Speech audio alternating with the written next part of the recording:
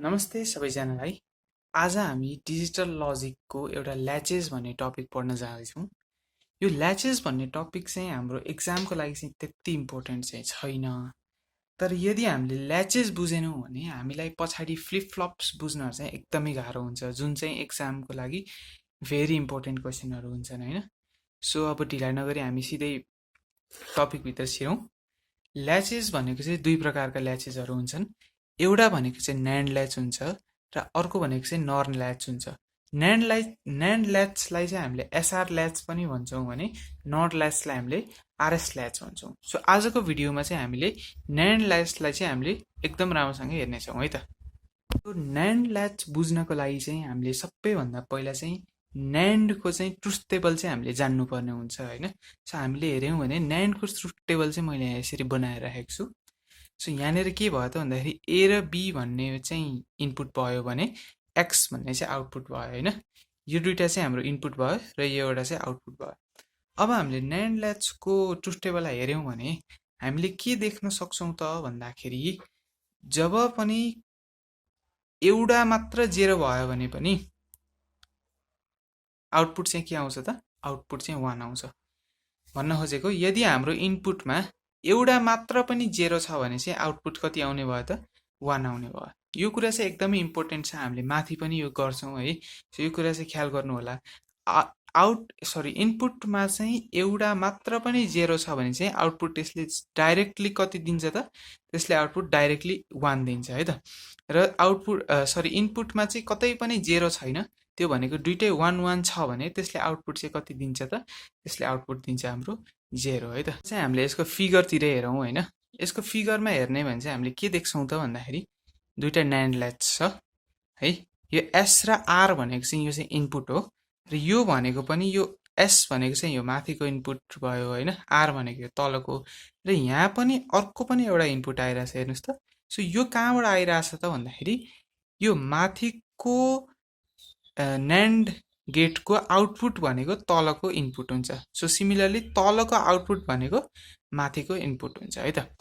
So यो figure चाहिँ हजुरहरूले याद नै गर्नुपर्ने हुन्छ होइन, एकदमै सजिलो फिगर छ। यसमा जम्मा मेन भनेको दुईटा इनपुट भनेको एस र आर, त्यो त याद भइहाल्छ, नाममै क्लियर छ। एसआर ल्याच भनेको एसआर ल्याच भइहाल्यो। त्यो आरको दुईटा इनपुट चाहिँ कहाँबाट आउँछ त भन्दाखेरि यसको आउटपुट भनेको यसको इनपुट, फेरि यसको आउटपुट भनेको यसको इनपुट है त। हामीले यसको ट्रुथ टेबल हेऱ्यौँ भने चाहिँ यसको ट्रुथ टेबल चाहिँ यस्तो हुन्छ होइन। एस र आर भनेको चाहिँ यहाँ इनपुटहरू भए र हामीले आउटपुट चाहिँ क्यूबाट अप्टेन गर्छौँ है त। सो हाम्रो यहाँ क्यूमा जे भ्यालु आउँछ हाम्रो आउटपुट त्यही नै हुन्छ है त। सो सुरुमा चाहिँ हामीले 0 0 भन्दा 0 र 1 बाट सुरु गरौँ है। 0 0 को केस थोरै फरक हुन्छ, त्यो हामीले लास्टमा हेरौँ होला। सो सुरुमा हाम्रो एसमा भ्यालु कति गयो त भन्दाखेरि सुरुमा हाम्रो भ्यालु गयो एसमा 0 होइन। त्यस पछाडि आरमा कति गयो? आरमा गयो 1, आरमा भ्यालु गयो 1। यहाँसम्म बुझियो है। अब हामीले अघि भर्खरै ट्रुथ टेबलमा के पढाएको थियौँ त भन्दाखेरि जब पनि एउटा कुनै इनपुट 0 हुन्छ भने, जब पनि कुनै पनि एउटा इनपुट 0 हुन्छ भने त्यसले के दिन्छ त भन्दाखेरि त्यसले स्वत भ्यालु 1 दिन्छ होइन। सो यहाँ हेर्नुभयो भने यहाँ त भ्यालु एउटा त 0 छ। अब यो जति भयो भने यसले भ्यालु कति दिन्छ? यसले भ्यालु त 1 नै दिने भयो होइन। अब यहाँ फेरि 1 छ।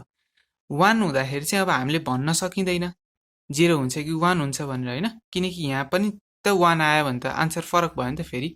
सो अब यहाँको भ्यालु चाहिँ हामीले कसरी डिटर्माइन गर्ने त भन्दाखेरि यताको आउटपुट। सो यताको आउटपुट कति आएको छ? यताको आउटपुट आएको छ अहिले 1, भनेपछि 1 र 1 हामीले अघि ट्रुथ टेबलबाट ख्याल गऱ्यौँ भने 1 र 1 आउँदाखेरि हाम्रो कति आएको थियो? 0 आएको थियो। सो यहाँनिर कति आउटपुट आउने भयो त? यहाँनिर आउटपुट आउने भयो 0, यहाँनिर 1 आयो, यहाँनिर 0 आयो है त। सो हामीले अब यहाँ कति लेख्न पायौँ त? अघि भनेको थिएँ मैले आउटपुट भनेको जहिले पनि क्यूको हुन्छ। सो हामीले आउटपुट लेख्छौँ 1 है त। अब हामीले ख्याल गऱ्यौँ भने यहाँ क्यूको भ्यालु 1 आएको छ र क्यू ड्यासको भ्यालु कति आएको छ? क्यू ड्यासको भ्यालु 0 आएको छ होइन। सो यो भनेको चाहिँ दिस इज लाइक एकदम लजिकल कुरा भयो कि क्यू चाहिँ 1 आयो भने क्यू ड्यास स्वतः कति आउनु पर्यो त? स्वतः 0 आउनु पर्यो होइन। सो अब अर्को हेरौँ है त। अब हामीले 1 र 0 राखेर हेरौँ है त। अघि भर्खरै अब हामीले 1 राखौँ र अब हामीले 0 राखौँ है त। अब 0 राखेपछि यहाँको भ्यालु कति आउने भयो त? यो जति भए पनि यो अहिले हामीले हेर्नु परेन। यो 0 भए पछाडि यसको भ्यालु स्वतः कति आउने भयो? यसको भ्यालु स्वतः आउने भयो 1 है। अब यो 1 फेरि यहाँ माथि जान्छ।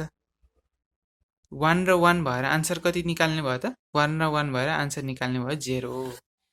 सो अबको कन्डिसनमा आन्सर कति आयो त भन्दाखेरि अबको कन्डिसनमा आन्सर आयो 0 है। सो 1 र 0 भएको कन्डिसनमा आउटपुट आयो 0 र 0 र 1 भएको कन्डिसनमा आउटपुट आयो 1। अब हामीले 1 र 1 को कन्डिसन हेरौँ है त। सो 1 र 1 को कन्डिसनमा चाहिँ थोरै फरक हुन्छ हैन। हाम्रो यसरी 1 र 0 भनेर ठ्याक्क भ्यालु आउँदैन। त्यो चाहिँ हामीले कसरी डिटरमाइन गर्नुपर्छ त भन्दाखेरि अब 1 छ है, फर्स्ट इनपुट 1 छ। अब सेकेन्ड इनपुट त हामीले यहाँ थाहा छैन, किनकि यहाँबाट पनि अहिले त आन्सर आएन। 0 भएको भए हामीले सिधै यहाँ 1 लेख्नु हुन्थ्यो र यो 1 यहाँ जान्थ्यो। तर अहिले त त्यस्तो कन्डिसन छैन, यहाँ पनि 1 छ। अब हामीले के गर्छौं त भन्दाखेरि यसो हेर्ने हो भने यहाँ जाने इनपुट भनेको के हो त? यहाँ जाने इनपुट भनेको त क्यू ड्यास होइन र? यहाँ जाने इनपुट भनेको त क्यू ड्यासै त हो नि। हामीले अघि यहाँ कति भ्यालु राखेका थियौं, त्यो भ्यालु भने नि के को भ्यालु हो र? त्यो भ्यालु भनेको पनि क्यू ड्यासकै भ्यालु हो।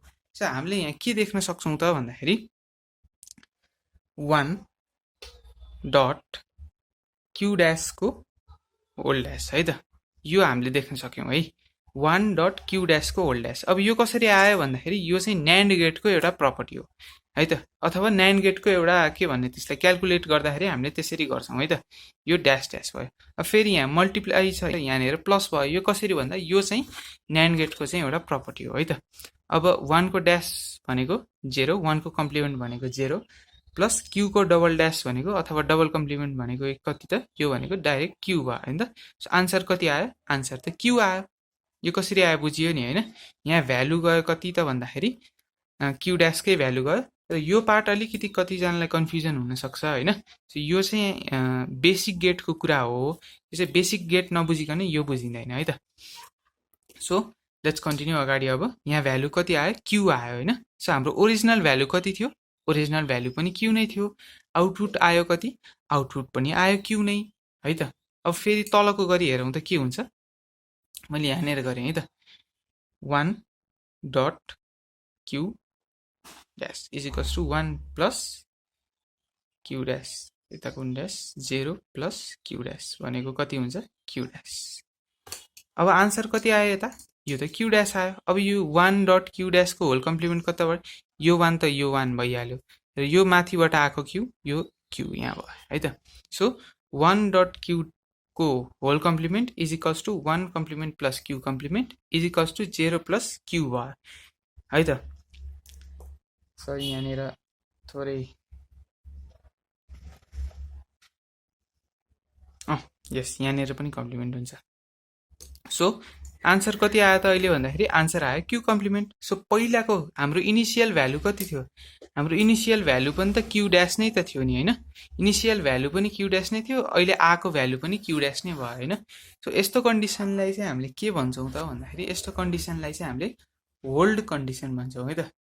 यस्तो कन्डिसनलाई चाहिँ हामीले होल्ड कन्डिसन भन्छौँ। यो भनेको चाहिँ एउटा डिफेक्ट अफ द न्यान्ड ल्याच हो क्या है त। अब हामीले 0 को कन्डिसन हेरौँ है त, 0 मा के हुन्छ भनेर। सो 0 को कन्डिसनमा चाहिँ के हुन्छ त भन्दाखेरि अघि भने जस्तै एउटा पनि इनपुट 0 भयो भने त्यसलाई हामीले स्वतः कति लेख्न मिल्छ? त्यसको आउटपुट स्वतः कति हुन्छ? त्यसको आउटपुट स्वतः 1 हुन्छ हैन। तल पनि एउटा 0 छ भनेपछि आउटपुट कति आउने भयो? 1 आउने भयो। अब हामीले यहाँ हेर्यौँ भने हाम्रो आउटपुट त माथि पनि 1 आयो र तल पनि 1 आयो। यो त करेक्ट भएन नि त हैन। क्यू 1 छ भने क्यू ड्यास त 0 हुनु पर्यो है। यहाँ 0 आउनु सट्टा त 1 आइरहेछ। सो हाम्रो यो एरर भएको चाहिँ हैन। यसलाई चाहिँ हामीले के भन्छौँ त भन्दाखेरि इनडिटर्मिनेन्ट कन्डिसन भन्छौँ है त। इनडिटर्मिनेन्ट कन्डिसन, त्यसलाई छोटकरीमा लेख्दाखेरि चाहिँ हामीले आइडी पनि लेखिन्छ है त।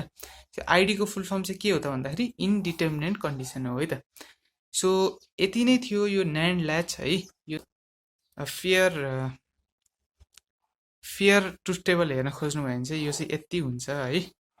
सो यति बनाउनु भयो भने चाहिँ हजुरले यति बुझ्नु भयो भने चाहिँ ल्याचेस चाहिँ हजुरले बुझ्नु भयो है त। न्यान्ड ल्याच चाहिँ हजुरले बुझ्नु भयो है त। अब अर्को भिडियोमा म नर ल्याच ल्याउने नै छु। त्यति बेलासम्म धन्यवाद।